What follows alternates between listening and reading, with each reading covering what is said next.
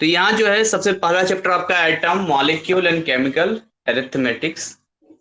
इसमें जो है अगर आप इस चैप्टर में आते हैं तो बेसिकली इस चैप्टर में आपको पढ़ना क्या, जैसे कि अभी एक सवाल 2023 में पूछा था, वो एज ई केमिस्ट्री के इंडस्ट्रियल यूज का अपने डे टू डे लाइफ में पूछा था। तो कई बार ऐसे जो है थ्योरी वाले सवाल भी पूछते हैं। तो बेसिकली केमिस्ट्री है क्या?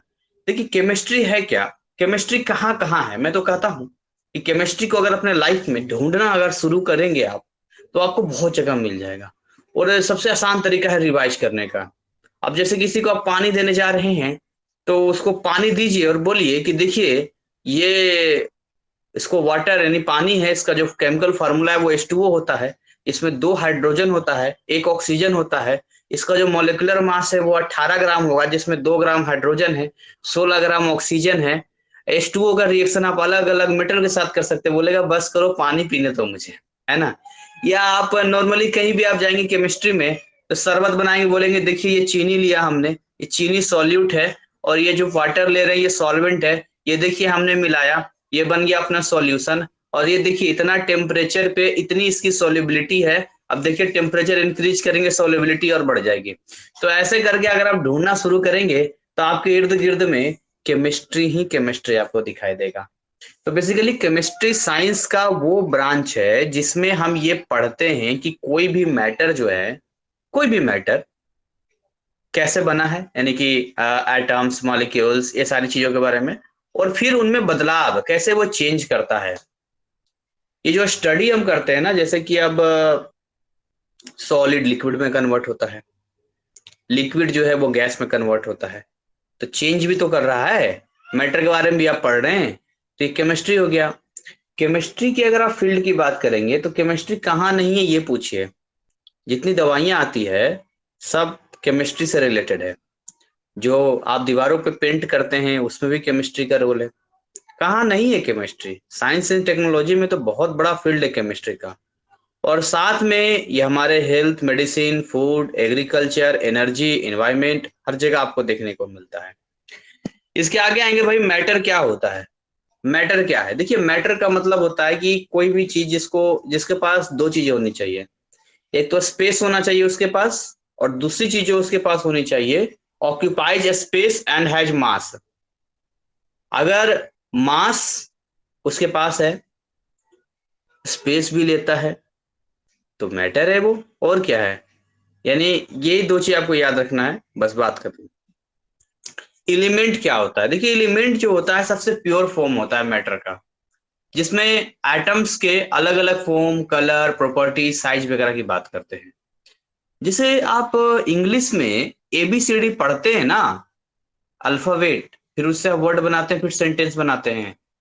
ठीक वैसे ही केमिस्ट्री में 118 एलिमेंट्स होते हैं जो अब तक आइडेंटिफाइड हैं।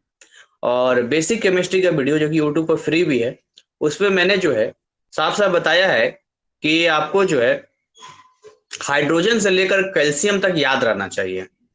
कुछ ऐसे एलिमेंट हैं जिनके अपना कुछ लैटिन नेम होता है। ये सबसे नंबर 1 पे आपको दिख रहा होगा सोडियम। अब अगर आप सोडियम को देखेंगे तो भाई सोडियम का जो सिंबल है वो Na है। Na तो नहीं होना चाहिए था, सोडियम का सिंबल तो SO होना चाहिए था, पर नहीं है ना। क्यों नहीं है? क्योंकि इसका लैटिन नेम जो है वो होता है नेट्रियम।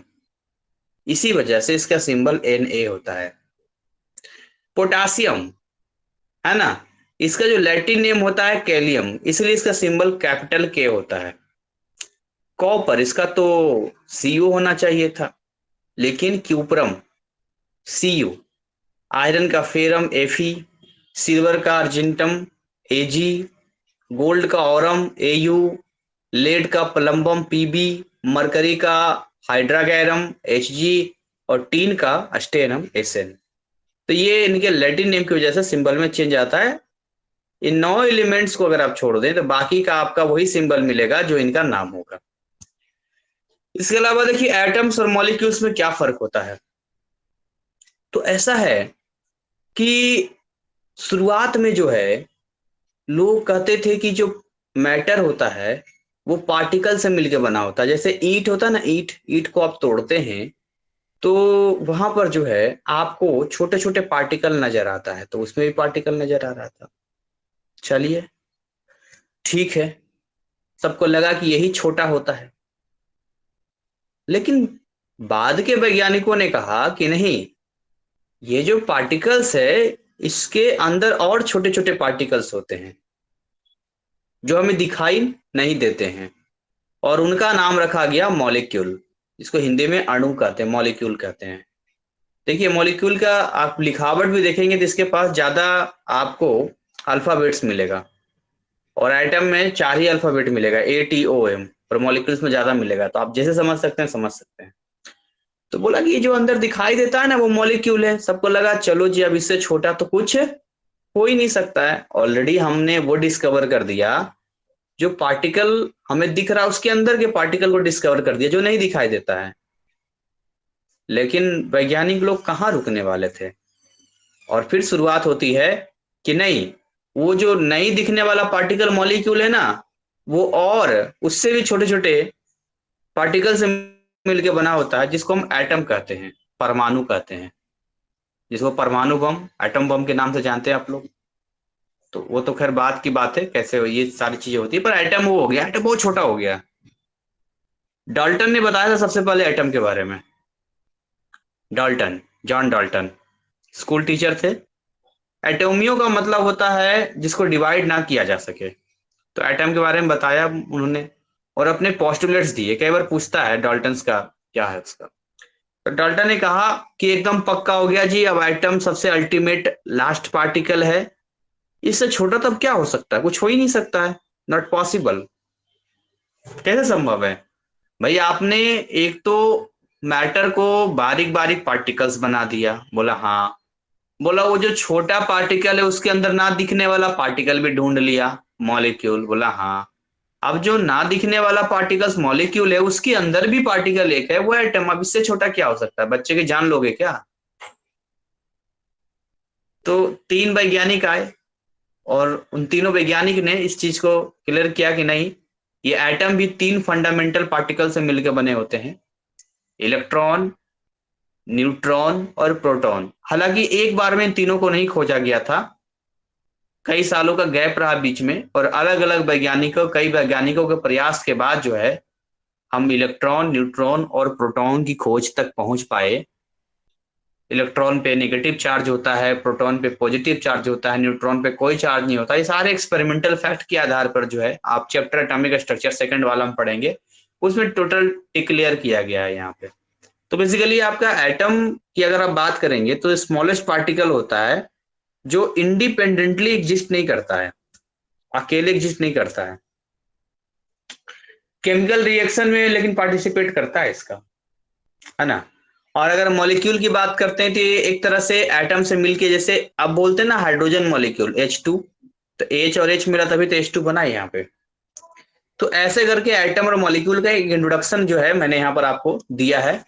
एसआई यूनिट क्या होता है, देखिए ऐसा होता है कि हर देश का अपना अलग अलग पैमाना होता है। अब जैसे मुझे यूपी में जमीन लेना है, तो बिहार का जो बीघा होता है और यूपी का जो बीघा होता है, दोनों में फर्क है। बीघा में तो कंफ्यूज जाएंगे, गज के हिसाब से आएंगे या मीटर स्क्वायर में जाएंगे तो फर्क आ जाएगा, यानी कि बहुत फर्क आ जाता है। लगभग मान के चलिए कि अगर यूपी का 5 बीघा होगा तो बिहार का 3.5 बीघा, तो बहुत फर्क आ गया, चेंज है। लेकिन अगर बीघा के हिसाब से बात करेंगे तो कंफ्यूज जाएगा। तो ठीक वैसे ही अलग अलग देशों का अपना अलग अलग यूनिट होता है, और हर किसी का अगर अलग अलग यूनिट होगा तो बिजनेस करने में, सामान के लेन देन में बड़ी ही परेशानी और कठिनाई का सामना हो जाएगा। उनका पैमाना कुछ और होगा, हमारा पैमाना कुछ और होगा, तो हम एक स्टैंडर्ड वैल्यू ही नहीं क्रिएट कर पाएंगे कि कितना के बदले कितना देना है। तो एक वर्ल्ड लेवल पर जो है वैज्ञानिकों का अंतर्राष्ट्रीय मंच होता है, जहां पर ये डिसाइड किया गया कि भाई इन जो है इन इसको सिस्टम्स का ये यूनिट होगा जिसको ऑल ओवर वर्ल्ड माना जाएगा। इसी को हम लोग abbreviation of international system of unit यानी एसआई यूनिट के नाम से जानते हैं। और ये 7 बेस एसआई यूनिट होता है, 7, जिसमें ये आपको देखिए यहाँ पर दिखेगा ये 7, ये आप याद कर लीजिएगा, 7 हो गया ये। पहला है लेंथ। तो भाई लेंथ में जब आएंगे आप तो इसका जो एसआई यूनिट होता है वो मीटर होता है। और अगर हम सिंबल की बात करें तो एम हो गया। अगर आप मास की बात करेंगे तो ये किलोग्राम हो गया, केजी। अगर आप टाइम की बात करेंगे तो लिख तो सेकंड है, पर इसका सिंबल केबल और केबल, कई लोग SEC लिखते हैं, सेक लिखते हैं, but the right way to write the symbol for SI unit of time is, हम लिखेंगे इसका small letter of S, small letter. आगे टेम्परेचर केल्विन होता है, कैपिटल लेटर के। अमाउंट ऑफ सब्सटेंस मोल होता है, MOL, कई लोग MOLE लिख देते हैं बट सिंबल MOL यूज करते हैं। इलेक्ट्रिक करंट का एम्पियर होता है, capital A, and luminous intensity का कैंडेला यानी CD होता है। कुछ ऐसे प्रीफिक्स हैं जो पूरी केमिस्ट्री में आपका इस्तेमाल होगा, और इनमें कुछ ऐसे हैं जो मेन मैं आपको बताऊंगा, उसको आप याद कर लीजिएगा। जैसे इसमें मेन आपको बताता हूं मैं, इसमें आपको जो है जैसे टेरा, टेरा का यूज नहीं है लेकिन आप देख लीजिए, टेरा जो होता है 10 की पावर 12 को टेरा होता है। मेगा, मेगा का इस्तेमाल हो सकता है, ठीक है, इसका मेगा का इस्तेमाल हो सकता है, मेगा को कैपिटल M और 10 की पावर 6 मेगावाट बोलते हैं बिजली के प्रोडक्शन में। किलो तो आप जानते ही हैं 1000 होता है 10 की पावर 3। हेक्टा का इस्तेमाल उतना नहीं है, 10 की पावर 2 होता है। देखिए मेन आपका इस्तेमाल एक तो मिली का होगा, माइक्रो का होगा, नैनो का होगा और पीको का होगा। पीको कम होता है हालांकि, लेकिन ठीक है, ऐसा है कि हो जाता है। तो मिली तो आप जानते हैं बहुत छोटा, -3। माइक्रो को यू जैसा लिखते हैं, ऐसे यू लिख के इस तरह से कर देते हैं, इसको माइक्रो कहते हैं। माइक्रो और छोटा हो गया इससे, 10 की पावर -6। नैनो देखिए एन से स्टार्ट है, न यहाँ 9, न 9 ऐसे याद रखेंगे, एन तो -9 हो गया नैनो। पीको हो गया -12।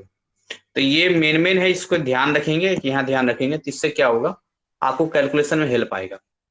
किलो हालांकि है ही है लेकिन तो याद ही रहता है आपको। तो ये सारी चीजें हैं। किलोमीटर जैसे लिखते हैं ना, किलोमीटर, तो 1 किलोमीटर में कितना मीटर होगा, तो 10 की पावर 3 से मल्टीप्लाई कर देंगे। एक रिलेशनशिप होता है। अगर आपको मास ऑफ एनी ऑब्जेक्ट निकालना है, यानी किसी पार्टिकल का निकालना है, तो कैसा निकालेंगे? मास ऑफ वन ऑब्जेक्ट या particle, the mass of all identical items, total number of items. Simple सी बात है, मैं आपको बता रहा हूं। अगर H2 है और H2 2 ग्राम है, अब मुझे एक हाइड्रोजन का निकालना है, तो टोटल मास 2 ग्राम है और ऐसा ऐसा 2 हाइड्रोजन है, तो 1 ग्राम आ गया। ये तो कोई कहने वाली बात ही नहीं है। अच्छा, मोल के बारे में मैंने बेसिक वीडियो में बताया है, क्या आप लोगों ने देखा था? मोल के बारे में मैंने बेसिक वीडियो में इस चीज का क्लियर किया था। Yes sir. ठीक है, तो मोल निकालने का दो तरीका क्या है। मोल का मतलब होता है ना कि किसी सब्सटेंस को हम जब सब्जी खरीदने जाते हैं तो किलो से खरीदते हैं, नहीं बाई मास खरीदते हैं।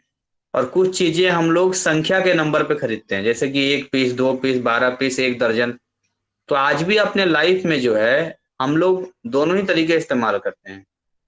एक तो बाई मास भी हम खरीद बिक्री करते हैं, समझते हैं, और दूसरा बाई नंबर भी करते हैं।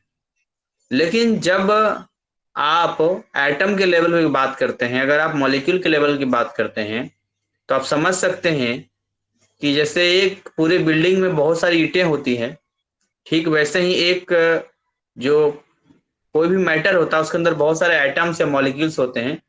जब उनकी संख्या की बात होगी तो बहुत बड़ा नंबर आपके पास आएगा, और मास के हिसाब से ग्राम में तो खैर फिक्स होता है। तो मोल एक क्या है, एक यूनिट है जो दोनों को टेक ओवर करता है, मास के अकॉर्डिंग भी बात करता है और आपका नंबर के अकॉर्डिंग भी बात करता है। तो उन दोनों का मैंने विशेष रूप पे सब कुछ बता रखा है वीडियो में, बेसिक में उसको देखिएगा। यहाँ पर मुझे फटाफट चैप्टर समराइज करना है। ऑलरेडी यूट्यूब पर इससे पहले भी बहुत सारे वीडियोज पड़े हुए हैं जो मैंने दे रखा है, डिटेल में पढ़ा रखा है सब।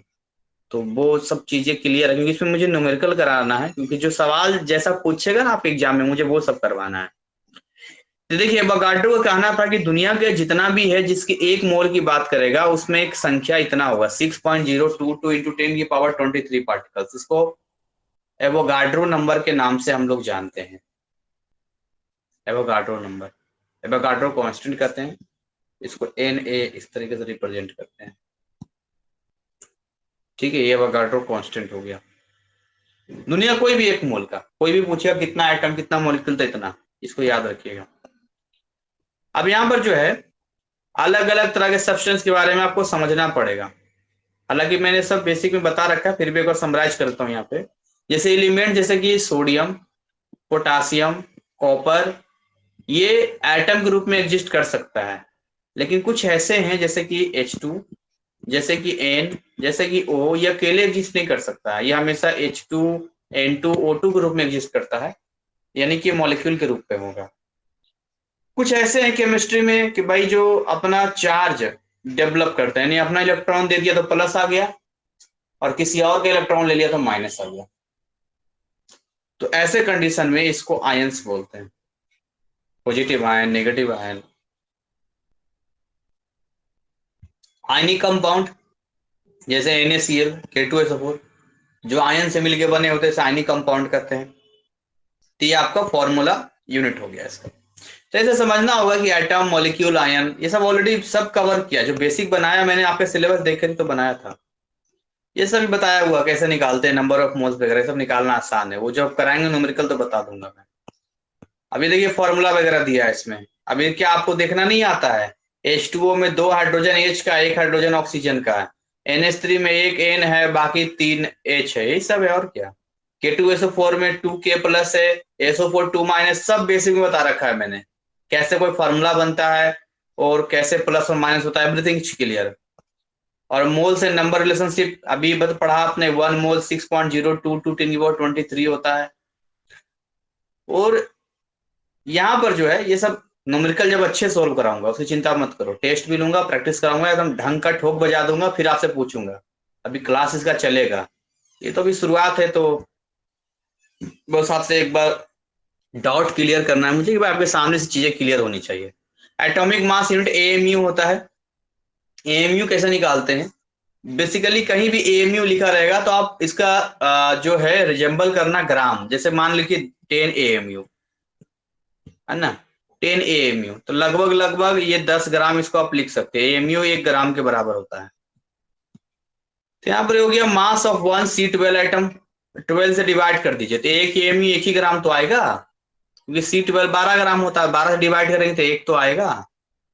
तो यही इसका है स्टेटमेंट भी। Mass exactly equal to 1/12 of carbon. जैसे आपका 1 लाख रुपए आपके पास, या मान के चलिए आपके पास 12,000 रुपये है, तो कोई बोले कि मुझे आपके पैसे का 1/12 हिस्सा चाहिए, तो 12 से डिवाइड कर दीजिए 12,000 को, तो 1,000 आया, मतलब उसको 1,000 चाहिए।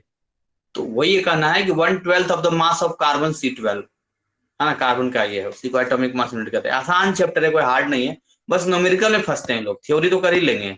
मेन इसका न्यूमेरिकल, इसलिए फटाफट थ्योरी कर रहा हूँ, टाइम खराब नहीं करना है। Relative atomic and molecular mass की बात करते हैं यहाँ पे। तो जैसे कि एवरेज मास की बात करते हैं हम लोग, average mass of one atom of the element, average mass जो मास आप निकालते हैं, नीचे 1/12 कार्बन का है, तो इसका न्यूमेरिकल में इसका आएगा, तो वो भी मैं क्लियर कर दूंगा, आप उसकी चिंता मत कीजिए। यहाँ देखिए मॉलिक्यूलर एंड फार्मूला मास क्या होता है। देखिए molecular formula mass can be obtained by adding the atomic ionic masses.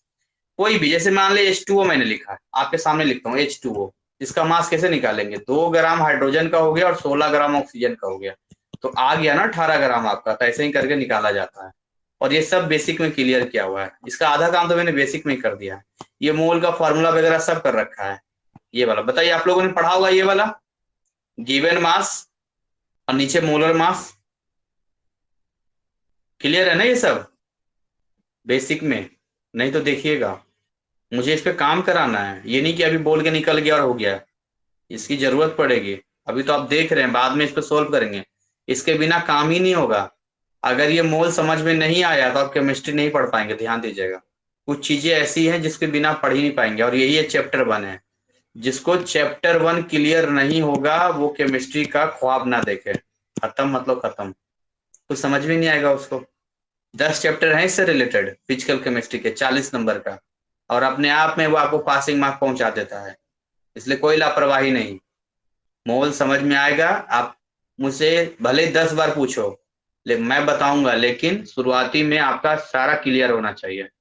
ठीक है, यहाँ पर देखिए ये तो शॉर्टकट में दे दिया है, हालांकि आपको हाइड्रोजन से लेकर कैल्शियम तक याद रहना चाहिए, रट जाना चाहिए। Hydrogen, helium, lithium, beryllium, boron, carbon, nitrogen, oxygen, chlorine, neon, sodium, magnesium, aluminium, silicon, phosphorus, sulphur, chlorine, argon, potassium, calcium, एकदम रट रट जाना चाहिए। सिंबल हो गया, इसका एटॉमिक मास हो गया, एकदम क्लियर हो जाएगा। तो आप लोग को मालूम है ये 1 से लेकर 20 तक, हाइड्रोजन से लेकर कैल्शियम तक जानते हैं आप लोग विद एटॉमिक मास, बताइए। ठीक है।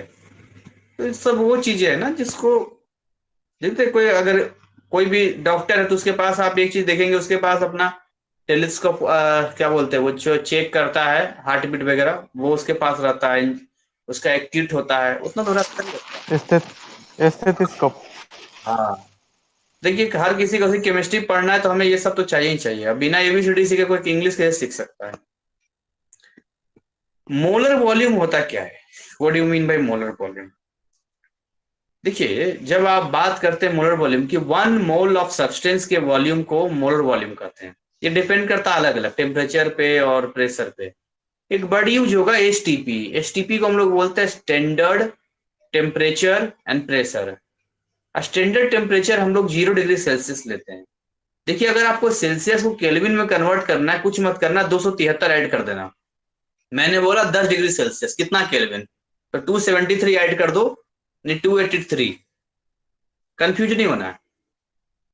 थर्मामीटर जो होता है ना, बोलते हैं इसका बुखार जो है वो ऐसा है ना कि इसका 98 डिग्री बुखार है। तो बचपन में सोचते थे 98 डिग्री बुखार है, तो डिग्री जो है 2 जगह यूज होता है, एक फ़ारेनहाइट में यूज होता है, एक डिग्री सेल्सियस में यूज होता है, केल्विन में डिग्री यूज नहीं होता है। तो फ़ारेनहाइट होता है, और फ़ारेनहाइट का अलग हिसाब किताब है। सोचिए ना, 100 डिग्री सेल्सियस जब पानी का टेम्परेचर पहुंचता है तो वो कितना खौलने लगता है, गलती से फिंगर टच हो जाए तो जल जाता है। तो अगर किसी को बुखार 100 डिग्री सेल्सियस लगा हो तो जिस बेडशीट पे लेटेगा बेडशीट ही जल जाएगी। इवन आप उसके शरीर पे जो है तवा रख के जो है रोटी बना सकते हैं, आमलेट बना सकते हैं, अगर किसी को 100 डिग्री सेल्सियस बुखार हो मतलब घर में अगर किसी को बुखार हो जाए तो फिर तो खाना उसी के शरीर में बन जाएगा, पानी वानी सब बॉयल हो जाएगा, चाय वाय सब आराम से बन जाएगा। वो भी कहेगा कि हमारे बुखार होने का फायदा उठा रहा है ये, कोई नहीं तुम्हें बुखार, तो ऐसा तो होता नहीं है। हमारे बॉडी का टेम्परेचर होता है 37 डिग्री सेल्सियस, और इसी 37 डिग्री सेल्सियस को मेंटेन करना होता है। अगर गर्मियों में 37 डिग्री सेल्सियस से थोड़ा ऊपर टेम्परेचर जाता है तो हमें गर्मी लगती है, तो हम नहाते हैं, कूलर के सामने बैठते हैं, पंखे में बैठते हैं। और सर्दियों में जब 37 डिग्री सेल्सियस से नीचे जाने लगता है तो ऐसे स्थिति में जो है आपको कपड़े मोटे डालने होते हैं ताकि आपके अंदर का टेम्परेचर मेंटेन रह सके। तो ये डिग्री सेल्सियस और केल्विन में आपको कंफ्यूज नहीं होना है। अभी देखिए दिल्ली का टेम्परेचर 35-37 डिग्री सेल्सियस चल रहा है, गर्मी है, लेकिन क्योंकि बॉडी का टेम्परेचर ही 37 होता है तो गर्मी लग रही है, लेकिन बेचैनी वाली गर्मी नहीं है।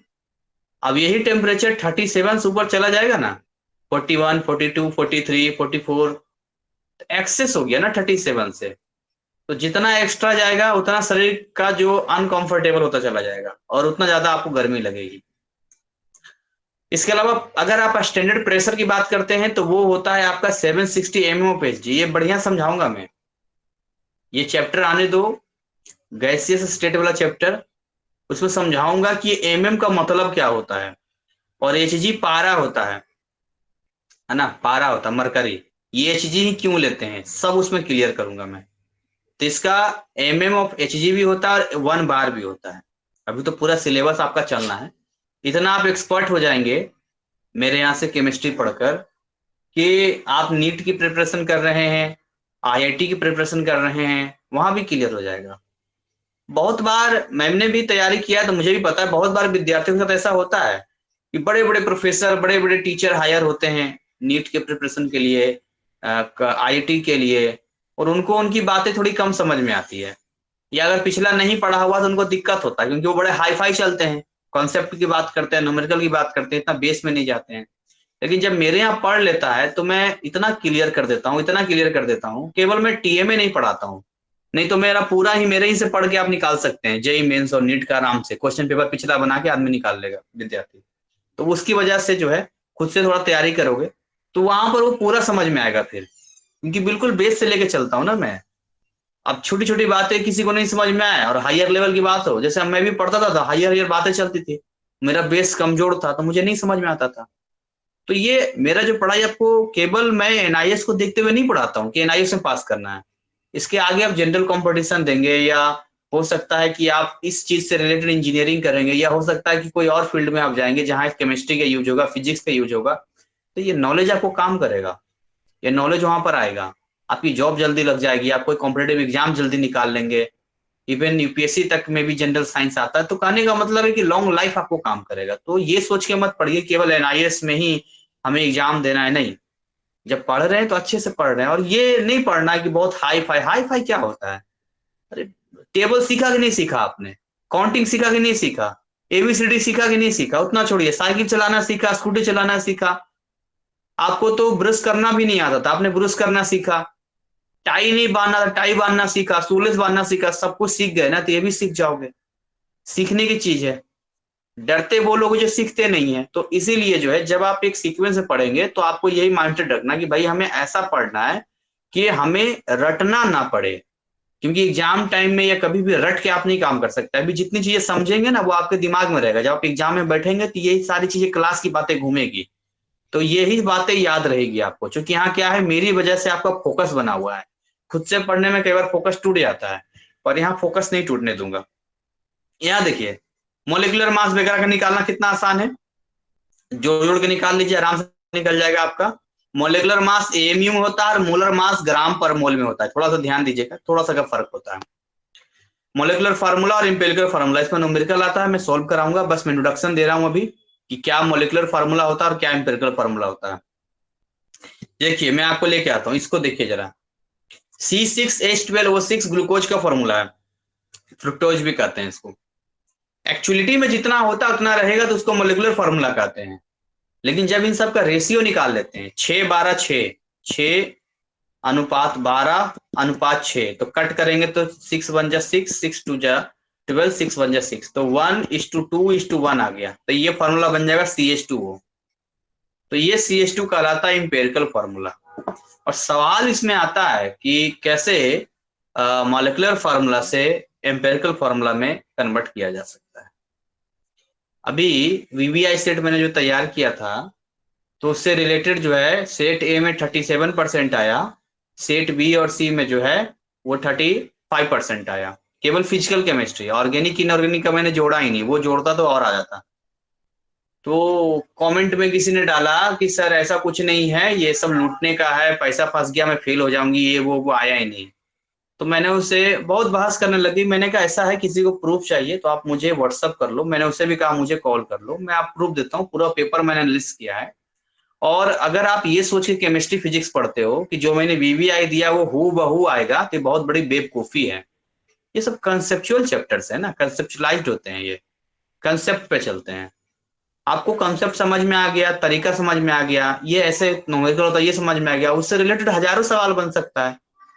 अब एग्जैक्ट तो बताना मुश्किल है ना कि वो एनआईएस में क्या सेट कर रहा है, लेकिन इतना भी अगर मैं आपको दे रहा हूं कि ये पढ़ के जाओ, इससे रिलेटेड आएगा, और 2-3 सवाल हूबहू भी आया है। तो बहुत बच्चे बोल रहे हैं हाँ सर वीवीआई नहीं होता तो हम फेल हो जाते हैं।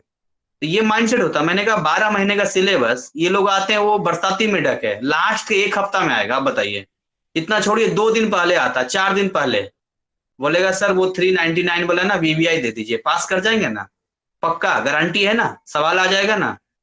और बाकी 12 महीने कहाँ थे आप, 12 महीने छोड़िए, 6 महीने कहाँ थे आप, 3 महीने कहाँ थे, 1 महीना पहले भी कहाँ थे। तो लास्ट के 2 दिन, 3 दिन, 4 दिन में, तो मैं ये नहीं कह रहा कि लास्ट के 2 दिन 4 दिन में मेहनत नहीं करना चाहिए, अपना बेस्ट नहीं देना चाहिए, बट ये सोच के पढ़ना भी बेवकूफी है ना, जब आपको पता है कि आप पिछले 6 महीने से नहीं पढ़ रहे, 3 महीने से नहीं पढ़ रहे, और लास्ट के 2-3 दिनों में भी अगर वो कॉन्सेप्ट आप सीख के वहां से कुछ कर पा रहे हैं तो बहुत बड़ी बात है फिर।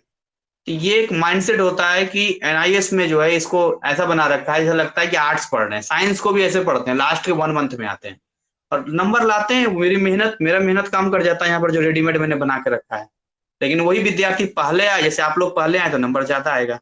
तो यहाँ पर ध्यान दीजिएगा कि मोलिकुलर फॉर्मूला C6H12O6 है, इसी को इंपेरिकल में बनाएंगे तो CH2O हो जाएगा, और ऐसे बहुतों किया जा सकता है। जैसे H2O का है, उसका मोलिकुलर फार्मूला भी वही होगा और इंपेरिकल फार्मूला भी वही होगा, क्योंकि H2 में 2 हाइड्रोजन 1 ऑक्सीजन, उसका अनुपात वही रहेगा।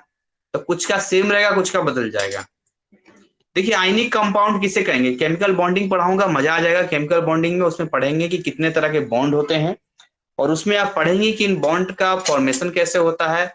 ये आयंस का मतलब होता है कि जब कोई बॉन्ड इस तरीके से बनता है जिसमें कंप्लीट ट्रांसफर ऑफ इलेक्ट्रॉन्स होते हैं, that is known as ionic compounds. उसको हम लोग आयनिक कंपाउंड्स के नाम पे जानते हैं, NaCl के Cl Na3। तो इसको ब्रेक करेंगे, Na+Cl- K+Cl- ऐसे करके जाता है ये।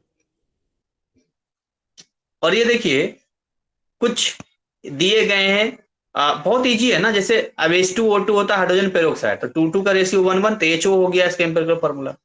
कंफ्यूज मत होना कि सर OH माइनस भी तो होता है, वो आयन होता है, वो अलग चीज है। ये HO लिखा हुआ है, ये सब ध्यान देना।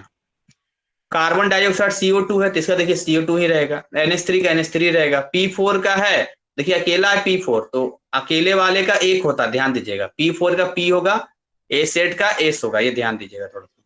C6H6 का CH हो जाएगा। ये सब निकालने के लिए NaCl का NaCl हो जाएगा। परसेंटेज किसी का निकालना बहुत ही आसान है। लेट सपोज मान लेते हैं हम लोग कि H2O है।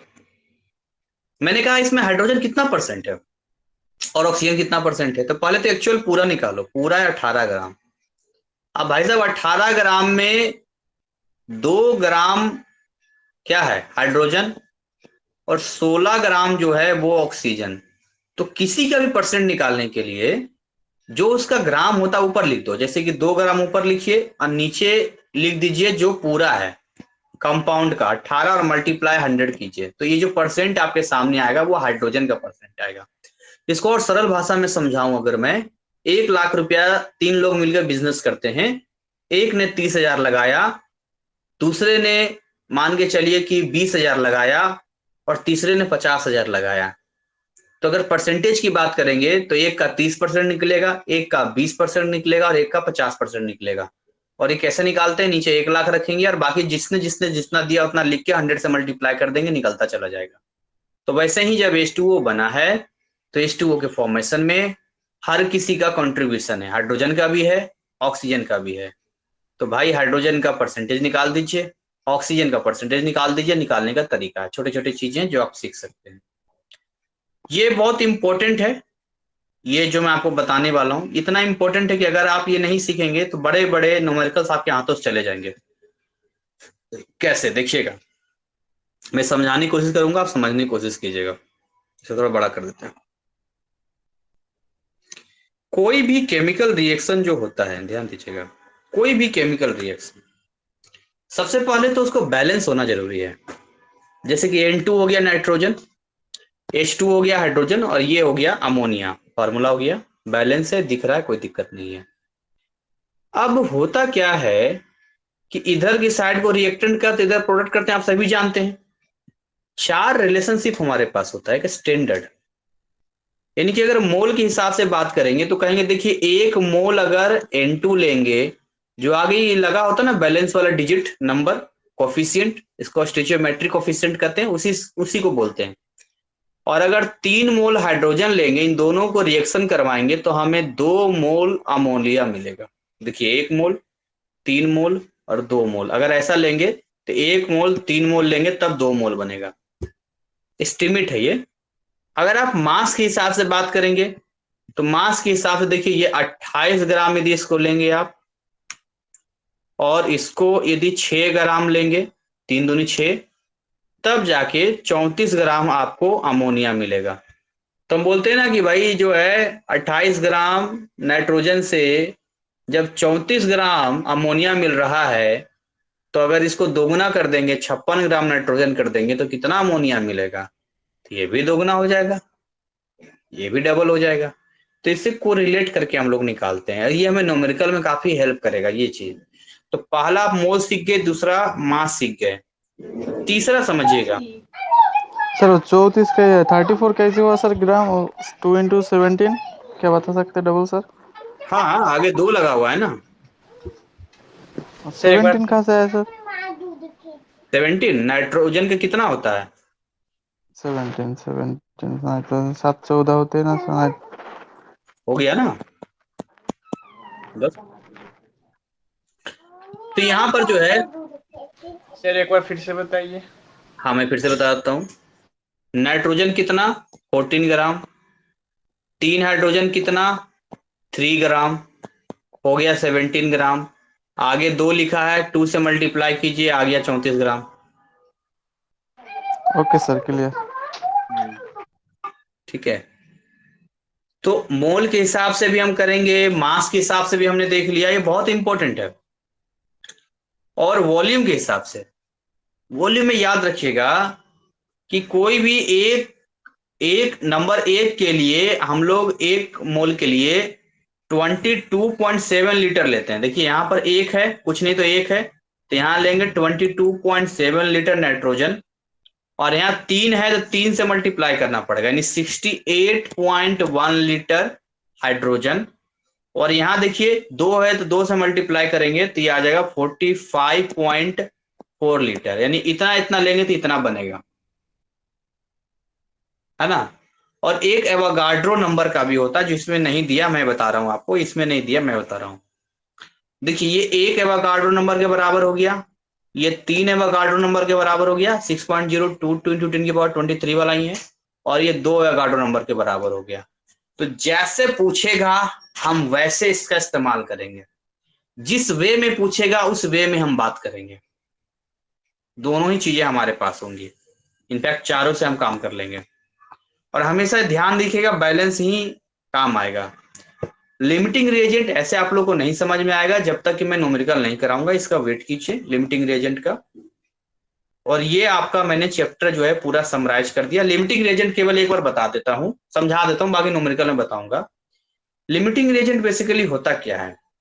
मान के चलिए कि आपने ए लिया प्लस बी लिया और यहां पर कोई प्रोडक्ट बन रहा है। अब देखिए ए ए जो है पहले ही खत्म हो जाए, ए पहले ही खत्म हो जाए और बी का अभी भी बचा हुआ है, तो बी कहेगा कि देखो हमारे पास तो अभी भी कंटेंट बचा हुआ है, लेकिन ए के पास पूरा खाली हो गया ना, तो अब रिएक्शन तो आगे बढ़ ही नहीं सकता है, तो रिएक्शन रुक गया। तो जो रिएक्शन की लिमिट लगा दे उसको हम लोग लिमिटिंग रिएजेंट के नाम से जानते हैं, जो रिएक्शन को लिमिट लगा दे। ये हो गया, ए को बोलेंगे लिमिटिंग रिएजेंट। इसको कैसे फाइंड आउट करेंगे ये हम न्यूमेरिकल्स में देखेंगे। एक एग्जांपल देना चाहूंगा मैं। जैसे मान चलिए मैं लेता हूं, इंग्लिश में लिखते हैं, मान लो राइस प्लस पल्स, दाल भात की बात करते हैं। अब ये मान के चलिए, एक एस्टिमेट मैं आपको बता दूं कि 1 केजी चावल में, 1 केजी चावल में लेट भी सपोज हम लोग मान लेते हैं ऐसा कि 1 केजी चावल है, उसमें 6 लोग, 6 पर्सन खा सकता है, 6 आदमी खा रहा है ना। और 1 केजी अगर पल्स लेंगे हम लोग तो उसमें 12 पर्सन खा सकता है, क्योंकि पानी की तरह उसमें मिला देते हैं, 12 आदमी खा लेगा। तो आप मार्केट गए, मार्केट में जाके आपने 1 किलो चावल खरीदा और 1 किलो दाल खरीदा, दोनों को बनाया। अब आपके पास टोटल 12 आदमी आ गए। तो भाई राइस की क्षमता है 6 पर्सन की, और ये 12 आदमी खिला सकता है, 12 पर्सन की क्षमता रखता है ये।